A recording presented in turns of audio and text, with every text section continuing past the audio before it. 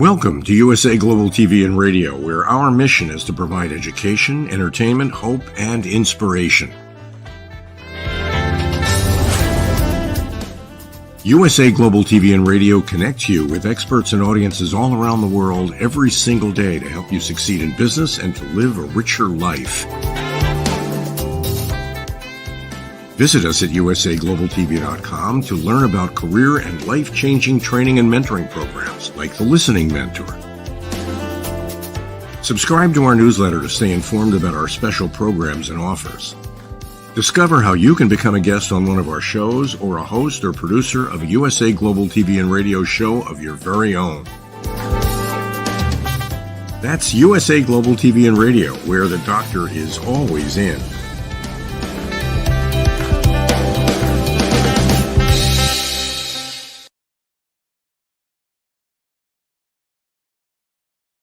Hello and welcome home to USA Global TV and Radio. I'm Dr. Jacalyn Kerbeck, and our show today is Women in Business. This particular episode, we are welcoming back a guest who has been on our other shows, and we're always excited to have people come back and visit us again. We're going to be talking with Dr. Teresa Cody about vampire facials and various aspects of running your own business. Let's welcome her to the program. Hello. Hello. Nice to see you again. Thank you. Thanks for coming back to join us. I really appreciate that. Oh, it's so fun. Love it. I know that you are doing things to change the way help people change the way they feel about themselves. Tell us what you do at CNC Wellness and how you are cutting edge with some of the procedures and treatments that you offer there. Well, we are having a blast. First, you mentioned the vampire facial, and that is using your own healing factors in your plasma that we put back in your skin and heal up. You know, we've all spent a little too much time in the sun and have deep wounds, but we have introduced a new procedure on top of that, which is radio frequency heat energy, which we can melt fat and tighten skin. That's super exciting. You know, none of us really like our jowls. So it's a intermediate. You're not having to go under the knife of surgery, but you do have to be numb for the procedure. But it's an in-office procedure. So anytime I hear in office, I'm smiling because that sounds like something that's definitely doable. Well, it's doable, and there isn't a lot of downtime depending on how well you heal. But we also use that platelet-rich plasma along with it to help you heal up more quickly. When people come to see you, what is their main reason? Do they want to look younger? They want to feel better? What do you usually hear? Well, you know, it's not so much I want to look younger. It's more I want to look good for my age. I'm tired of looking tired. And I don't feel tired, but I look tired. That's what I hear the most. They're a little nervous watching Hollywood. Hollywood kind of takes really good procedures and kind of ruins them. You see some of those stars, they have the most money and they get the worst outcomes. So my tribe is more, I just want to look like myself, but I want to look better. I love that. And I also appreciate what you shared about Hollywood, especially social media. We see a lot of things there that kind of stand out, and the stars are always marketing themselves. And we also hear a lot from especially women in Hollywood about ageism and how because they don't look a certain age, they're not getting parts. Yes. And that's their problem. They're not accepting age. I think my patients accept their age, feel good, and want to look just like they feel. And they want to look rested and their skin pretty. And get rid of the gray and the sallow that comes with age. So we've been having a lot of fun with this. This has been unbelievable. You can melt this little fat pad right here. So tell us how you actually do that, the melting. The Dr. On in South Korea, he developed this extraordinary equipment, and it's a needle, and it's about 5 millimeters, but it has it has radio frequency heat energy, but the needle is has a coating, so the frequency ends up like a tear shaped. So you're melting the fat at the right level and not hurting the skin at all.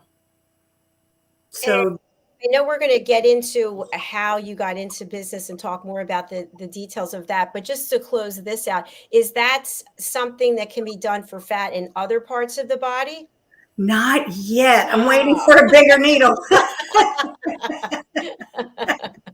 That is the first question I get all the time. Actually, he developed the technology to cure acne. That's really what he was doing. His son's friend had been really hurt with Accutane, and that's a tough drug. It does get rid of acne, but it does some damage. So what he developed this for was going into the sebaceous gland and removing it, because the acne comes back in the same sebaceous glands, and you have thousands of them. So if you get rid of a few, you're okay. So and then they just discovered, it tightens skin, and they have less fine wrinkles, and and look, the jowl is smaller. So that's how this, so I know he's got to work on tummy fat. That's what we need next. You read my mind. So, doctor, how did you get involved in this particular area of work as an entrepreneur? Well, I am always looking for new procedures to help us, because I don't want to go have a facelift. I want to do things in the office, just like you said. That sounds really better. Yes. If you need a facelift, I had a patient last week, and I told her, if you really want results, you have to get a facelift. It's structurally, sometimes it won't work, but for 90%, it works. So I'm always trying to bring procedures. I have the wellness center, and I also have a dental office. I'm a dentist, and there's a lot of people who do not like to go to the dentist. I know you do, but that's right. You have a memory. I just went. I was super excited. I have a few patients like you, but then others have PTSD from their childhood dentist. Although they were some cruel people. So I'm always looking for procedures that can enhance, that people want to do, that they don't have to do. And I had a salesman who he sold dental implants, but he kept pushing me to look at this, because we do some extensive reconstruction in our office, where they're called all on 4, not quite accurate anymore. So you put in, it's somebody who's losing all their teeth. So you put implants and you hook a denture to the implants so that it's much more stable, and it really works so much better. Well, they need facial work as well, because when you lose your teeth, you lose all this vertical dimension. So his thought was it would coincide with that very well, because we're talking about, those are large dental procedures. But most of the people I've had since I got it have all their teeth and just want their faces to look better. In the work that you're in, it must bring such joy to know that not only are you having fun with what you're doing, but you're helping people feel better and feel good about how they look. Yeah, no, that's so fun. Well, I guess if everybody was like you and loved the dentist, then it would be really fun. But people don't really want to get dental work done. They just have to. That's this they want done. So that's a whole nother attitude. Absolutely. And when you first started out and you expand your practice, what are some of the challenges or some of the opportunities that you incurred? Well, my practice, my husband is a dentist as well. So we manage together, and we are early adopters on that business scale. So we have made some big mistakes. And we've also had payouts. So, you have to weigh what you think is going to really benefit people. And then if it benefits them, they're going to want it. Right. And, that's the tough part of running a business, trying to figure that stuff out. Luckily, there's two of us. And I think that makes my stress much less. Like I stayed home today because I was doing this. I got so much more work done. Don't you find that? If you can just stay out of the office, you can get all your stuff done. Absolutely. And coincidentally, I just took my mother to have a root canal. And Oh, yeah, that was pleasant. But the one thing I noticed was that this doctor actually had this incredible state of the art equipment that I had never seen in a typical dental office. How much does technology and the changes in technology advances impact what you're doing? oh, it impacts it a lot. And that's why I'm saying sometimes we were the early adopters that, we bought technology before it was ready. But then you don't want to be too late because you really would like to deliver the best that you can get. The best that has changed in dentistry in my career is 3D x-rays. You can see so much where x-rays were really very blurry. It was differentiating between different grays, and that's not easy. And that has opened up a whole new world. So when do you buy it? When do you not? Yeah, those are business decisions that we've profited from, and we've made some really, pretty good mistakes. We're still here, but Doctor, when you think about growing a business, I know for me as well, I have two businesses. At some point, you add on employees and then more employees. And with the work that you're doing, I know myself, I typically want to go to a doctor to get injections as opposed to going to the nurse or someone who's recently been trained. So, how do you make those decisions about taking something that you have serious expertise in and then sort of passing the baton to the next person? well, uh, the back helps a lot. Do dentistry for 30 years and you're going to find out that younger backs are needed. I do yoga to try to combat it, but I have a training. I'm training younger dentists to do just this so that they can become the experts. And I have 3 associates right now and my husband. And, it's just a balancing act of when they're eager and young, it's just so fun to train them. I know that everybody's having problems with employees. Have not had that problem with dentists and hygienists. The support staff has been where we've, really worked hard to try to keep people. And then there was, let's see, was that 21, 22, 21, I think. I have a staff of about 20 people. I lost 8 people in one quarter, the third quarter. And I was like, oh my gosh. But you know what? It all works out. Um, the new people have been fantastic and maybe a little more mature. And so I've been appreciating that.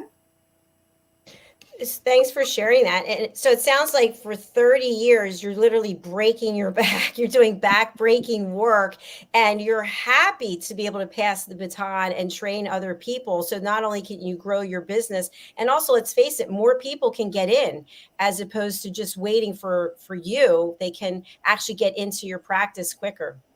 I mean, I'm saying breaking my back. I'm very lucky. I don't have headaches. I don't have backaches, but it is dentistry. But, working on the computer every day, if you don't get it ergonomically correct, you're hurting your back.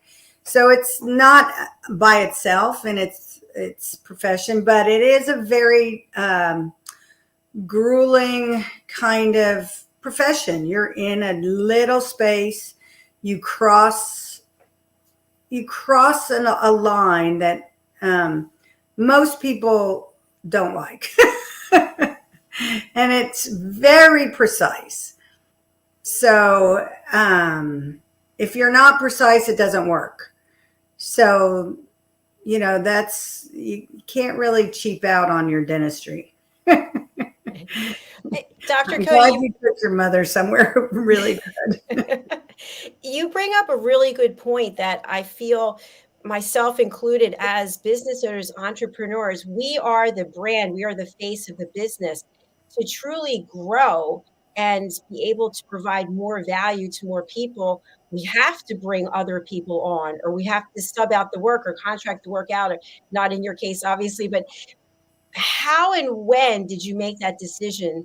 The first person that you decided to bring in, that maybe you and your husband had a chat and said, okay, it's time to do something. And how did you let go of that control? Well, I haven't really let go of all the control because my husband and I run it. We don't have a corporation above us, right? That's where a lot of dentists have gone, sold to corporate. But I'll tell you, the dentists in the U.S. are highly trained. When they come out of dental school, they are ready for to work. They are ready to proceed and learn more procedures, but they have been trained. So in dentistry, unlike MDs, you cannot come in and take a test and become a dentist. They make you go to dental school from any other country.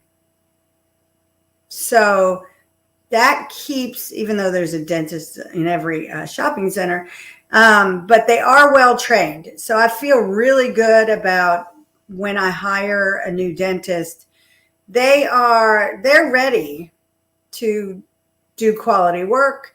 And then we make sure that they are quality people that want to do quality work, right? We have an onboarding process, and we have meetings and calibrate all the time on what we expect. And I'm telling you, because I know that's women in business, but it really helps to have my husband, because I don't have to make decisions by myself. We can bounce them off each other. That really helps come to some really good decisions. Absolutely. I can imagine it does. And you mentioned about losing a number of people. What does it take in terms of employee retention when you mentioned there are so many dental offices and practices in the States? How do you retain people? We do have like all the normal benefits, health and all of that stuff. It's really creating the right work space, because who wants to go to work every day and it's miserable? I don't. So it's really an attitude, and I think that's what has helped people stay. The outflux was the first time we'd ever had that in 30 years. And it kind of, one person left, the next person followed, the next person followed them, then they followed. They all went to the same place. So funny. It's okay. So, I'm hoping that's kind of a fluke. And Dr. Cody, when you think about this exit that these people made to go somewhere else, what do you think was the draw that the other organization had? I think it just is, the grass is always greener until you get there. Right. Then you're like, And then it's the same amount of green. Because, I don't know, humans, we complain about where we are. And then if you got somewhere new, you'd complain about that. So I really think that the grass looked greener until it's still the same. It's work. You're not going on vacation. absolutely. You're going to work. And, in the industry that you're in, especially during a public health crisis, you have to take so many measures and steps, and people can get, whether it's the people there in the practice or the patients who are coming in, people get so in their head, they get kind of crazy. How did you make it through that time? Oh, yeah. Well, I'll tell you, we did have an associate that had been with us for 15 years, and she had to leave. The amount of fear through COVID that manifested really didn't jive with us. And, that just wasn't going to work. I can't have complete fear coming into the office. But that was a crazy time. And there's still crazy people. We got a complaint the other day that my husband was pulling his mask down. And, I was like, lady, that ain't even going to help you. Sorry.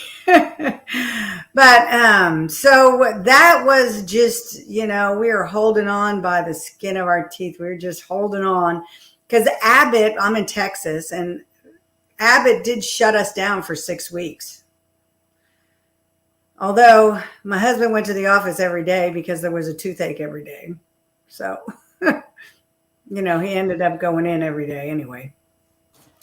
It sounds like it was really about bringing value to your patients and still being there so that they knew that they could count on you. Oh, absolutely. Absolutely. It was just a very odd, scary time. Never seen it before. Don't want to see it again. As time continues and goes on, what is your plan for the future in terms of growing your practice? Well, I am developing the associates I was talking about. They have started to specialize into areas. One is absolutely the most talented I have ever seen. Reconstruction, doing veneers, and his work is incredible. And so we're building that part of our business out. And my other associate, he has developed expertise on that whole reconstruction that I mentioned, the all-on-4. That means 4 implants for 1 denture. And sometimes it's not 4. Sometimes it's 6. Sometimes it's 8. That's what just got started in the industry 20 years ago. So hopefully he can help a lot of people with that. And then I have a young dentist who I'm mentoring, and she's wonderful. And she's eager, and she's learning all these cosmetic treatments, and also starting her pathway into orthodontics, braces.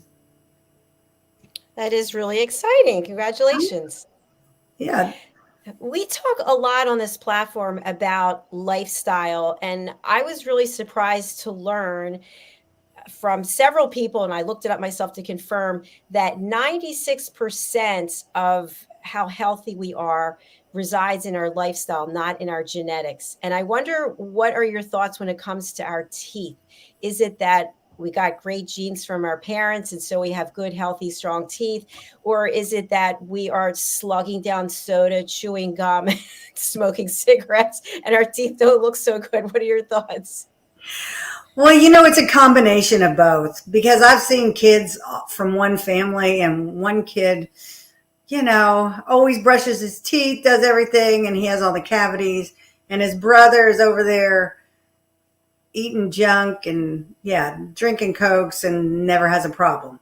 The problem with the lifestyle is that it may not catch you when you're a teenager, but if you keep it up, you'll get caught down the road, because you can take teeth out. It's really by a couple of things. It's really acid is what it is. So those sodas all have really strong acids in them. So between the sugar and the acid, you're pretty much a dentist dream. I had a parent tell me, "I don't think I can come to you anymore." And I said, "Why?" And he said, "You told my teenager to drink Cokes." And I said, "And did he?" And he goes, "No." And I said, "Right, because you can't tell a teenager not to drink Cokes." I told him, "Go drink Cokes. I need some work next time." Yeah, people usually will do the opposite of what we tell them. So. Well, especially at 14, they're not listening. Exactly. So it is a combination, but you push it too long, it'll catch up with you. There are no teeth that can, win against a bad lifestyle. There's no magic wand, I guess. Mm-mm. Dr. Cody, I would love for you to share with our audience about the services that you offer in addition to the dental work, so that people can realize it. And I said this to you before, I think it would be great if you come in and get your teeth done. You're getting a massage, you're getting a pedicure, you're getting Botox, like all of it at the same time. So I don't think it's quite to that level, but you certainly are taking us to a new level. So tell us about it. Well, that would be so efficient. Yes. Well, we do offer Botox, both for aesthetics and for headaches, because it really helps to combat, stress headaches. We also use dermal filler to improve lots of things, and like cheeks. And I have a patient coming in. This is an interesting one. Like right here in the temple. Not me, because I don't have a thin face like that. But you know how faces are thin? And if you look skeletonally, it really makes you look older. Just a little dermal filler right there really, really helps. There's some odd places to use it that really help. The other place that's so funny is the earlobe. The earlobe gets like deflated. And a lot of women have me put dermal filler in there so they can wear their earrings again. Isn't that interesting? I want to say something about that. It is true. I have this ear here, where I guess from being on the phone for so many years that it looks like the whole of my earring is going to rip. And so it does change your whole ear. Yeah. As you get older. It's one of those things you're like, what? Nobody told me about that. My earlobe, really? And then we also have vitamin infusions where basically we're doing a Myers cocktail, which is a lot of B vitamins, vitamin C, calcium, magnesium. It really pumps you back up. A lot of people do not absorb their B vitamins very well in their from their food. And when they start taking it IV, they feel much, much better. So we have that service as well. So you could get that, get your teeth clean, get some Botox. I can fill your earlobe. You'll be great. Good to go. Now, have you ever thought, because we had a client on another show, and she wasn't a dentist, but she actually took her practice to your home. So she has a mobile unit. Have you ever thought of doing that? We looked into that. Yeah. Can you come on down to Florida? Yeah. I know. We did. I think it was probably 10 years ago. We seriously looked into that. And because, there's a lot of nursing homes and different populations that really don't have a chance to go to the dentist. We didn't pull the trigger on that one. One thing we didn't do. And so that brings up a good point. So when you have to make decisions like that, what are some of the parameters or the guidelines that you actually go by so you can say yay or nay to making a big decision? Okay, you've probably heard of this. It's called the Benjamin Franklin. Close, So yes. You make a line down the middle of the page and you put all the pros on one side and all the cons on the other. It's a simple but effective way to, look at things side by side. And we literally use a Benjamin Franklin a lot. So it just comes down to the numbers, basically. Yeah. More on one side, but then on the other. Yeah. And then you let some emotional thing go and you're like, okay, yeah, let's do it. Yeah, that's another great point, because as entrepreneurs, sometimes we get very emotional, very attached to doing something, whether it's for the best or it's not. Yes. And are you really good at separating your emotion from making decisions? No. No. Nobody is really. That's why I try to write it down on paper, because I'm like, oh gosh. Yeah. No, and we're luckily there's really two of us that can work through it and go, yeah, no, this is not a good idea. Even though it seems like such a good idea. We did do something crazy. We're doing it right now. So do you remember when money was really cheap about 2 years ago? And they were giving it away. And my husband and I were like, I want to borrow some money. It's so cheap. I got to borrow some money. That's not the right way to go about it. But we were talking about, well, what could we do? What business could we do? And we're being so silly. And we talked about, you probably never heard of this, an ice house. Have you ever heard of those? Yes, I have actually. Well, they're bars. But here in Texas, they're bars that they didn't have air conditioning. So I guess they just had ice and they're open. But it's hot here, so it's kind of anyway. And we went, no, we don't know anything about that. So we had office space next to our. We built 2 extra offices when we built our dental office. So we are adding 11 more dental operatories to our facility right now. I guess we did borrow money, but we used it in the dental office. That's fantastic. We didn't build an ice house. Although it sounded fun. No. So how many patients can you accommodate at one time? I didn't need 11 more rooms, but while I was building, so we will have 25 operatories. So we're probably one of the biggest in our area, but I am out of room for hygiene patients. I don't have a lot of room for them. When you come in for your cleaning and your checkup, well, most people in dentistry come through the hygiene department. So their first visit will be with hygiene, unless it's an emergency, and then you see the doctor. So I am out of hygiene rooms. I can't accommodate very well. And, if it's 4 to 6 weeks before you can make an appointment, that people are going to move on. So that's our next, actually, they're about to start painting. So we're getting close. Congratulations. That's a big office, a big practice you have there. Yeah. Yeah. Well, when we originally bought the land, it was 2010. And if your audience remembers, 2008 was the collapse. Mm-hmm. By 2010, no land in it. My office is in Sugar Land, which is right outside of Houston.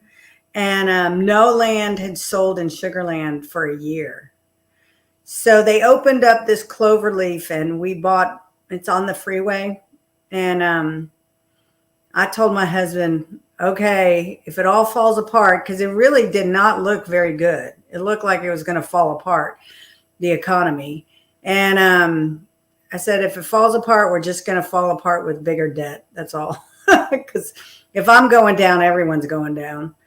So that's when we built. So we had been 1.5 miles down the road in a medical building. So a freestanding building is better. And we built 19 chairs. So, because I had 9 where I was, so I wasn't going to build the same amount. If I was going to build, I'm going to build bigger. So now we're going to be even bigger. And are there some services that you don't currently offer that you are you don't have to say what they are, but that you are contemplating including as you grow your practice? Yes, that's our main goal. This was my husband and our main goal was to provide all dental services in one spot. What people really don't like to do is go to another place, right? I really wanted to try to cover almost 100% of what people need. So when I look at an associate, that's one of the things I'm looking for. I want them to fill a niche that I need so that my patients don't have to go anywhere else. They can get, it's probably 98%, maybe 95%. They sometimes have to go, but I have a oral surgeon that comes in and does third molars. So I've tried to make it so easy and nice, really for mothers, because, we're the ones that take care of all the medical in a family. So I'm really tried to make it easy for them. I'm actually smiling because you hit the nail on the head. I told you I had to take my mother first to the dentist, then to the root canal, then back to the root canal, and now back to the dentist. So 4 times I have to take off of work to do this procedure. And I thought to myself, why isn't everything in-house? It would be so nice. So you are ahead of the curve. Well, I am a mom and I know how that works. And I was like, yeah, we've got to make it easy because we're the ones that, yeah, I took my dad to the doctor and you take your mom. That's part of our role and it's fine. But I really thought about how to make it easy and the best for the caretakers, which is usually the mom. Just, that's our role. It's a good role. Now we're coming to the end of the show and I have to ask you, I'm going to put you on the spot. You look so young and rested and just full of life. Can you share with us what are your secrets that you've been doing? Well, I would not give up the platelet-rich plasma. That we have a program and we actually put 4 injections every 8 weeks. But I did have the Agnes, which is the radio frequency, done about 4 weeks ago. And I had this area melted. And look, now I'm starting, it was coming down below my jaw. Now it's coming here. I think the last time I was on your show, like my camera was horrible. And the entire time I'm seeing myself and I'm like, oh, I've got to get rid of those jowls. No, you look great. So for people who are also wondering, because I think that this is an area that can be confusing, how long do the procedures last? And I'll give you an example. When I first started getting Botox, which was when I was 26 and I just turned 60, I didn't get it during the pandemic, but I was told, oh, it's going to last for a year. Then it's 6 months. Then it's like, we'll see you next week. So how long do all these procedures, the results actually last? Well, Botox is the shortest. That's 3 to 4 months. And people go, well, I haven't had it for 6. And I'm looking at them. Yeah, I know. It's gone, I can tell you. And they came out with a new Botox, but I read the study and only 2 of the participants out of 30, they said lasted 6 months. So it doesn't last. But the radiofrequency procedures where melting the fat pad, and like we can melt fat here. When people have a neck that goes from here to here, yes, that's terrific. That responds very well. And that's kind of permanent if you don't gain weight. I mean, it's up to you. If you gain a lot of weight, it's going to come back. But it also really tacks the skin up. So that's what we want. I want to go up and back. I'm going down and forward. I call it my hot glue gun because I can just glue you back up. And does it hurt? You have to be numb. Yes, you have to be numb. Okay. Yeah. I mean, it's heat. It's a needle and heat, so it's real. But yeah, you got to be numb. But I use also laughing gas. That helps. Makes you not care as much. Right. And then when you're finished laughing, you look great. Yeah. It's all good. I know, like my hairdresser. Do you guys do this every morning? No. No. Oh my goodness. Dr. Cody, I'm having so much fun with you, but we have another show right after this. You do have a free consultation. Tell us about that. Yes. Well, I want you to come in so we can discuss all the possibilities. I'll tell you honestly what I think. If you need a facelift, I'll tell you. But that's why people come to me. I'm honest with them. And I'll tell you, and then you decide what you want to do. With that information, then you'll know what the possibilities are. If you have eye bags, we can melt those. It just depends on where your problem area is. I did some eye bags a few weeks ago. She's sending me pictures and she texts me, okay, now I hate my neck. Isn't that always the way? We get one thing done and then we're like, I was thinking to myself, I hate these lines. It's almost like we're a project, Yeah. Well, I just tell women, it's just maintenance. Yes. I change the oil on my truck and I don't even like the truck. Right. But we don't do maintenance on ourselves. And that's what we need. We need maintenance, just like the truck. If you want to feel like you look better, you've got to do some things along the way.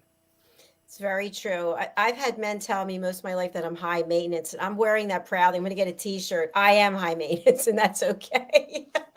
You better believe it. Dr. Cody, how do people get in touch with you, and who would you like to contact you? Anyone who wants a consult, my number's right there, 832-434-0855. Just give me a call. That's my cell phone. And if I need to redirect you to the dental office, I will. But just give me a call or email me at drcody@cncwellness.com.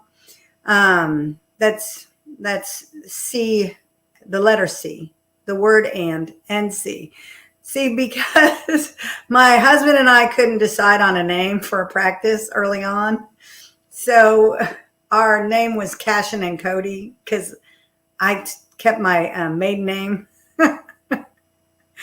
So when we built the building, I was like, I can't put that big long name, all our names on the building. So that's when it went to CNC.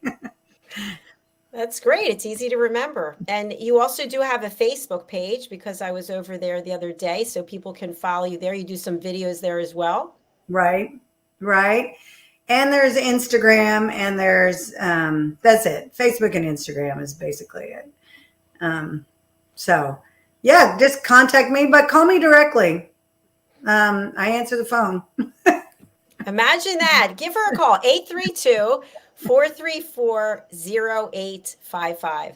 It has been. I just don't want to hire anybody else for CNC wellness. She's not hiring. Just call if you want a consultation or service. So right. It's been a pleasure having you back. And I hope that you'll come back and see us again on this or any of our other shows. Well, thank you so much. I really, really appreciate it. It was really fun. Thank you. It was fun. And continued best wishes to you and your husband. Okay. Thank you. Thank you. Bye for now. Bye.